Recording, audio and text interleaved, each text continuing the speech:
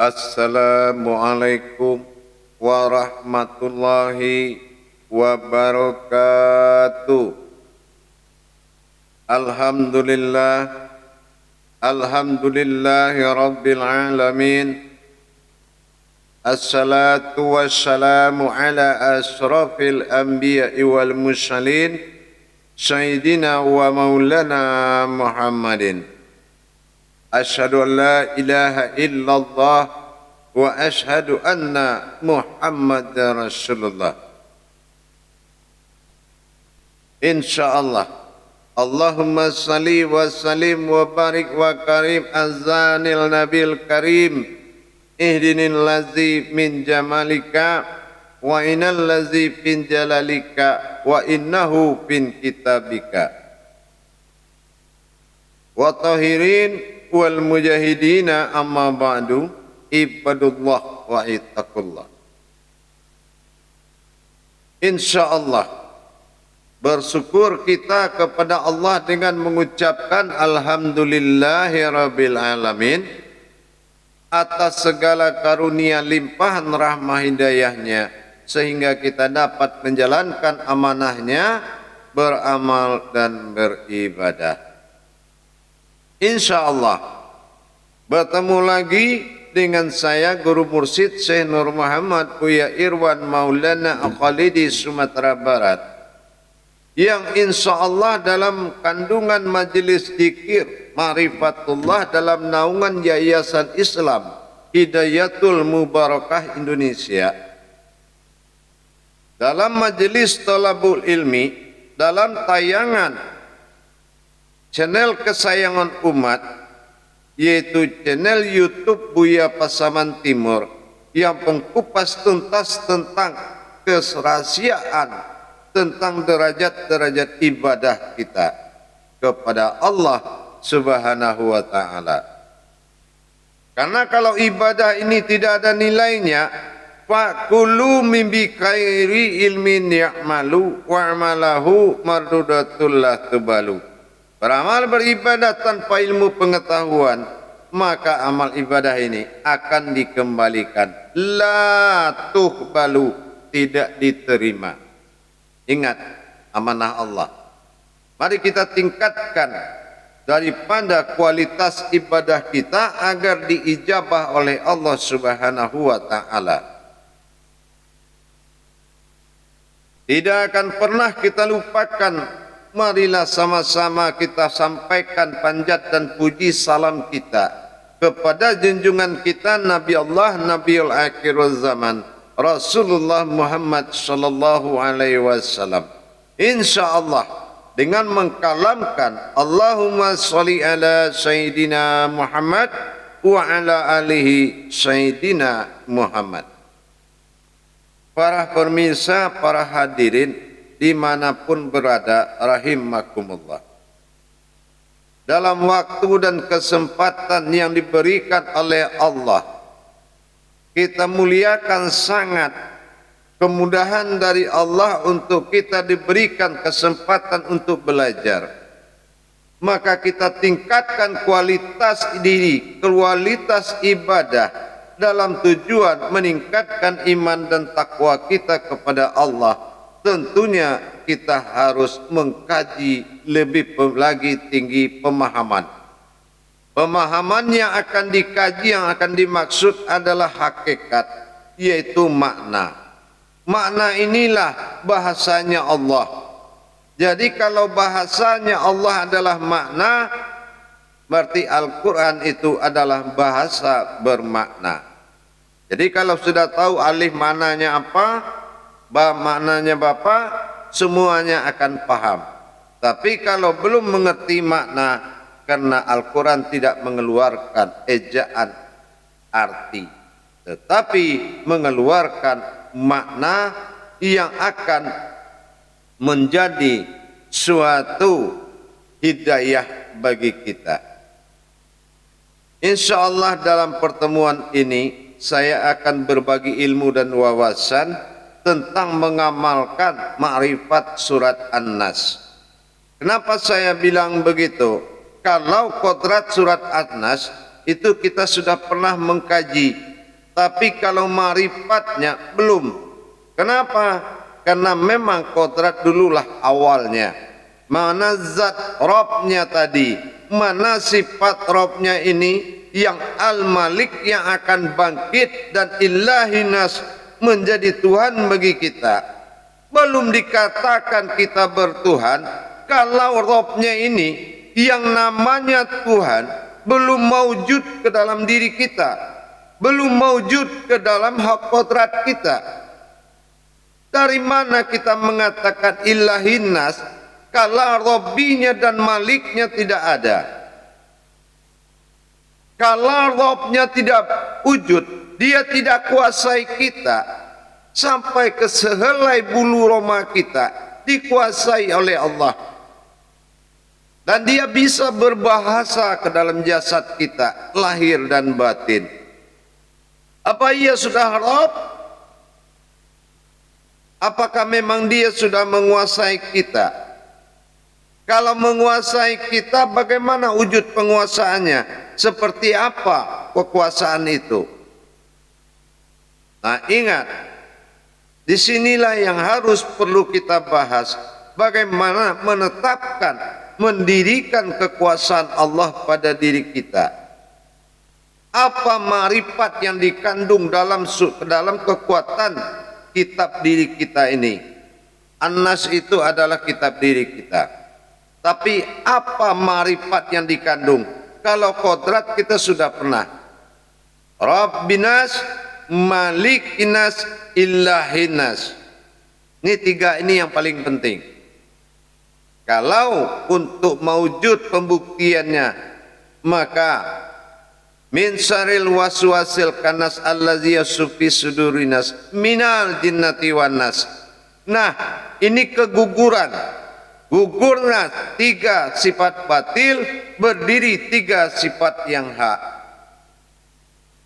Itulah yang ditatap awal dulu yang akan tunduk. Min syarril waswasil kanas allazi yasfi sudurinas minal jinnati wan nas, tunduk atas kebangkitan daripada Rabbnya tadi. Mana Rabbnya? Apa wujud Rabb itu? Ini yang harus kita pelajari. Ini yang harus kita bahas dan kita kaji. Apa wujud Rabb yang berkuasa? Seperti apa bentuk kekuasaannya di dalam diri kita? Itulah wujud yang akan kembali nanti. Kan kalau kita ditanya dalam kajian amaliyah, kita ditanya oleh mungkar dan nangkir, man rabbuka? Allah sudah ajar, qul a'udzu birabbin nas. Bilanglah, katakan, saya yang menguasai kamu, saya Tuhan kamu. Itu akan terjawab apabila ini hayat dalam hidup kita 24 jam. Kenapa? Yang berbicara di situ kodrat. Yang akan menjawab itu kodrat. Maka kodrat inilah yang harus mewujud selalu dalam diri kita, yaitu ketuhanan yang menguasai kita. Apakah dalam firasat, apa dalam berkeinginan, apakah dalam merasa, apakah dalam sebuah niat, apakah dalam sebuah perjalanan, semua itu harus dikuasai oleh Allah. Apa bentuk kodrat penguasaan? Nah, kita lihat daripada kaji bismillah, ba alif sin, di situ sin bersifat nas, ba bersifat wujud yang akan berkuasa, alif bersifat sir yang akan mewujud sebagai Tuhan, nas seperti wujud nur. Itulah umat. Apa wujud nur? Adalah nas, sin, berarti naiknya wujud batin tadi, wujud menuju batin, batin langsung menuju daripada zat, zat di situ mengeluarkan nur ilahiyahnya. Inilah yang dikatakan nas, sin, nas, cahayaku. Nah, aku sin nur. Jadi disinilah cahayaku. Itulah nur ilahiyah. Jadi kalau kita memanggil kodrat daripada ba alif sin tadi, batin dan sir mawujud di dalam nur dan penuh meliputi sekalian alam menuju rongga-rongga diri, sehingga luputlah kamu dalam nur ilahiyahnya Allah. Maka itulah yang dikatakan kekuasaan Rabb. Kenapa itu dikatakan kekuasaan? Karena semua ruh di dunia ini berasal daripada nur. Tuhannya ruh adalah nur. Tanpa nur, ruh tidak ada. Kalau sudah mewujud nur itu, ini artinya nur kadim, Allah kadim. Ingat, kalau kamu nyata, karena nur itu yang nyata. Inilah nurnya Allah, maka dikatakan nas, sin, nur. Nah, itulah dia. Jadi kalau kita luput di dalam nur ilahiyahnya Allah, insya Allah inilah cahayanya Allah, kitalah cahayanya dia. Maka dikatakan cahayanya dia, itulah dikatakan huruf sin, ba alif sin bis. Ya. Nah, kalau batin dan membawa sir alifnya, rahasianya di dalam rahasia tutupan nur, di dalam nurnya, maka inilah yang mawujud. Rabbin nas, malikin nas, ilahin nas. Tiga dia. Dialah wujud, dia yang bangkit dan dialah yang hayat. Inilah nur semata. Luput kita di dalam itu, maka sirnakan tiga kodrat di depanmu. Min saril waswasil khannas allazi yaswisu fi sudurin nas minal jinnati wan nas. Semua kodrat-kodrat lain, tiga kodrat itu tidak ada lagi di matamu. Tidak artinya apa? Tidak ada kemampuan benda, tidak ada lagi kemampuan makhluk menghadapimu, dan tidak ada sifat lemah bagi dirimu lagi. Was-was itu juga tidak ada lagi. Berarti binasa yang batil, berdirilah yang hak. Inilah kodrat dan ma'rifat surat An-Nas itu, nur semata, nur ilahiyah yang menjadi mawjudullah. Begitu juga seluruh makhluk tidak akan mampu menatap daripada kodrat nur ilahiyahnya Allah. Kelihatan wajah yang ada nur ilahiyah atau tidaknya, itu adalah kebenaran yang nyata. Kalau memang Rabb yang menguasai dia, pasti mewujudnya adalah nur ilahiyah.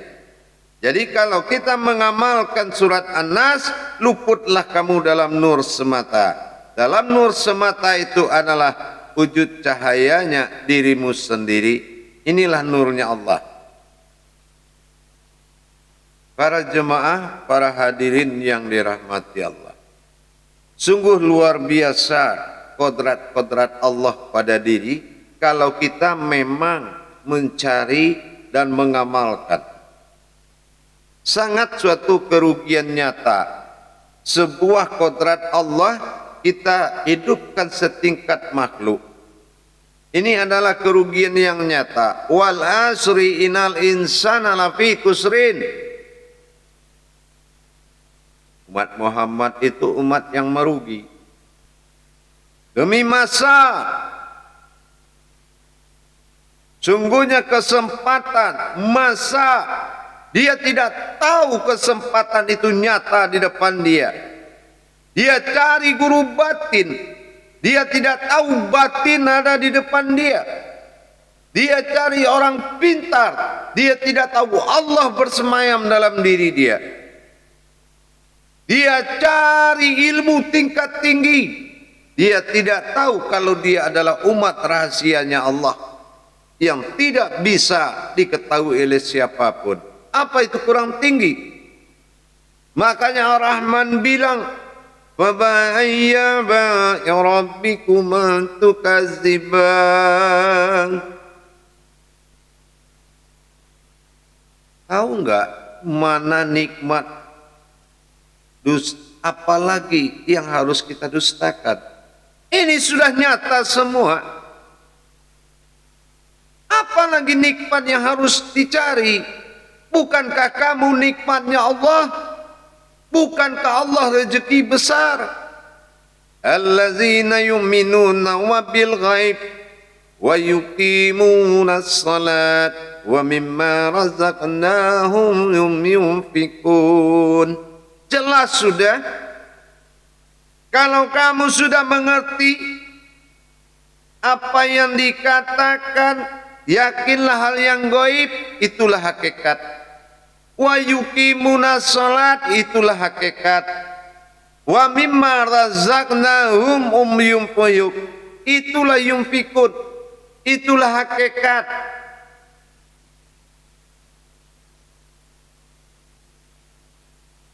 Afqalala fil mu'minin allazihum salatihim khashi'un. Beruntunglah orang-orang yang berilmu, kata Allah dalam surat Al-Mu'min, yaitu orang yang bisa khusyuk dalam solatnya. Hindari kajian-kajian yang tidak bertauhid kepada Allah. Kenapa? Amaliyah itu memang indah, ibarat laut, pantainya indah. Kalau kita kaji syariat, sungguh menakjubkan. Namanya laut itu adalah suatu harapan besar. Tapi kalau kita tidak bertauhid, tidak bisa masuk ke dalamnya dan mengambil nikmat itu, maka dikatakan munafik dan kafir sindik. Apa yang dikatakan munafik? Kita bersyariat tapi tidak menyembah Allah. Kita sholat tapi tidak menyembah Allah. Itu munafik. Karena harus bertasyawuf. Bagaimana kita mengkaji dalam jalan tasyawuf, cara menghampiri Allah dalam tarikatul ilallah. Yang kedua, baru kita bisa dikatakan kafir sindik apabila kita tidak bertauhid setelah bertasyawuf. Karena hanya dengan tauhidlah kita baru bisa mendapatkan jalan-jalan kepada Allah. Itulah kebesaran Allah pada diri kita. Jangan hanya kita bisa melihat sesuatu yang kecil di diri orang, sementara yang besar di diri kita, kita tidak mampu melihat. Ini betul-betul sudah terlalu jauh dalam kesesatan. Melihat noda kecil di jauh di diri orang, tapi kita adalah mendapatkan noda besar yang kita tidak tahu. Hadas-hadasmu di kolbi ada di depan Allah. Mau kamu 100 kali bolak-balik beribadah, tapi hadas di dalam kolbimu tidak dibersihkan. Itu suatu kenyataan pertama yang ada. Bukan kamu yang sholat di depan Allah, tapi hadasmu yang ada di depan Allah. Kalau kita punya pikiran, punya hati, punya harga diri, punya rasa malu, harusnya kita sudah malu. Kenapa kita memelihara hadas yang ada di dalam kolbi kita sendiri? Segera bersihkan, insya Allah. Kenapa? Qalbi mu'mini baitullah. Hati orang yang berilmu itu rumahnya Allah. Ingat, apa pantas Allah berdiam yang di atasnya aras? Di atas qalbi itu ada batin namanya aras. Ya. Nah, kita kembali mencermin pada diri kita sendiri. Jangan besar amalan dari kodrat. Mari segera kita rapikan, kita bersihkan kodrat-kodrat Allah dalam diri kita. Insya Allah, jangan hiraukan apa yang kamu hadapi, tapi hiraukanlah dengan siapa kamu menghadapi. Para hadirin, para jemaah rahimakumullah yang dirahmati Allah. Diri kita ini adalah suatu hayat bagi Allah. Ba alif sin secara harfiah kita melihat. Ba itu bismillah, alif itu al-fatihah, sin itu nas, anas. Dimulai dengan bismillah, didirikan dengan al-fatihah, diwujudkanlah dengan surat an-nas. Ini tidak bisa kita pisahkan. Tiga kodrat ayat ini adalah satu kesatuan. Dirikan bismillah, tajalikan dengan al-fatihah, mewujudkan dengan surat an-nas. Itu maksudnya ba alif sin secara harfiah. Secara hijaiyah juga begitu. Kodratnya diutamakan.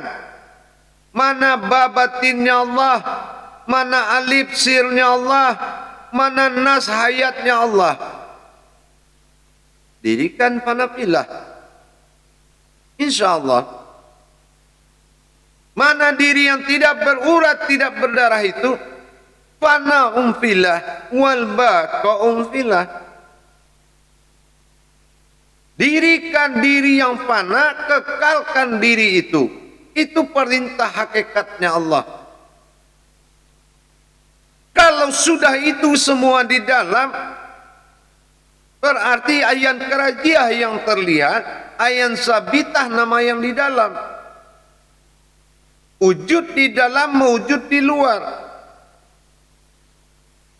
Insya Allah. Nikmat mana lagi yang kamu dustakan, kata Allah? Bukankah nikmat Allah itu kamu?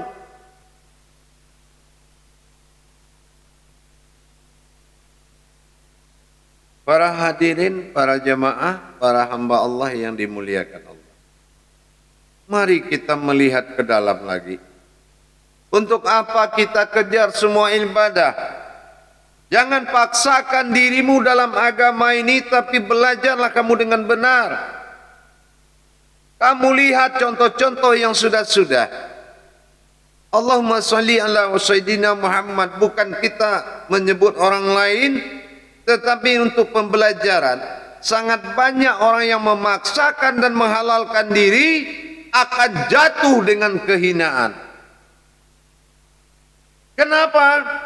Karena yang wajib bagi diri tidak selesai, wajib bagi agama yang dibesarkan, akhirnya tidak bisa mendirikan dua alif innalillahi, awal alif daripada alif yang berakhir.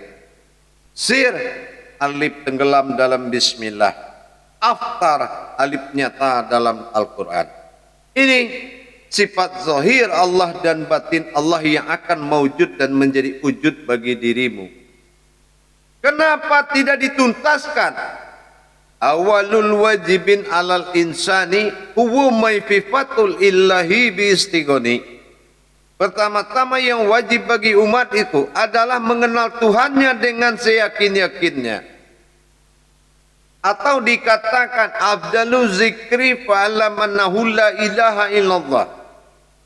Kebenaran dan afdolnya kasih zikirmu itu setelah fa'alamannahu, setelah mengenal aku dalam la ilaha illallah. Mana Tuhanmu dalam kalimat yang satu itu? Nyatakan, sembah, wujudkan, mewujudnya kamu. Tapi kalau semuanya hanya tenggelam dalam cerita, tidak ada unsur mursyid yang membawamu, menuntunmu ke dalam ayat itu, menjadi ayat kalimatul haq, menjadi ayat yang hidup dan nyata, bukan menjadi tulisan lagi. Cari pembimbing dirimu, cari mursyid, insya Allah mudah-mudahan sampai. Mursyid yang bagaimana? Mursyid yang bertauhid kepada Allah, bukan mursyid yang banyak amalan. Ingat, ada mursyid ini yang bersifat kitab, ada yang bersifat muqarrabun, banyak. Tapi ingat, mursyid dalam Islam hanya bertauhid kepada Allah. Para hadirin dan para pemirsa jamaah dimanapun kita berada, rahimakumullah. Itulah keramatnya surat An-Nas. Kalau semuanya sudah tenggelam di dalam nur ilahiyah, cahaya mutlak bagi Allah, maka maujudnya adalah dirimu sendiri. Amalkanlah itu. Insya Allah. Dengan kamu witirkan surat An-Nas, naik 3, tenggelam 3, naik 3, tatap yang batil 3, dirikan yang hak 3, tatap yang batil 3, kamu luput di dalam nurnya. Insya Allah. Baik para jemaah sekalian, insya Allah mudah-mudahan bermanfaat buat kita semua. Mudah-mudahan diamalkan dengan baik, ikhlas kita zahir dan batin. Insya Allah demi marwah Allah dalam diri, maka jagalah sikapmu dengan kepantasan. Jangan kaji tinggal dikaji, dirimu mau diri sendiri. Hati-hati, ya. Merasa gelisahlah kamu tanpa dia. Sesungguhnya perwujudanmu bukan milikmu. Insya Allah. Akhirul kalam wabillahi taufiq wal hidayah. Assalamualaikum warahmatullahi wabarakatuh.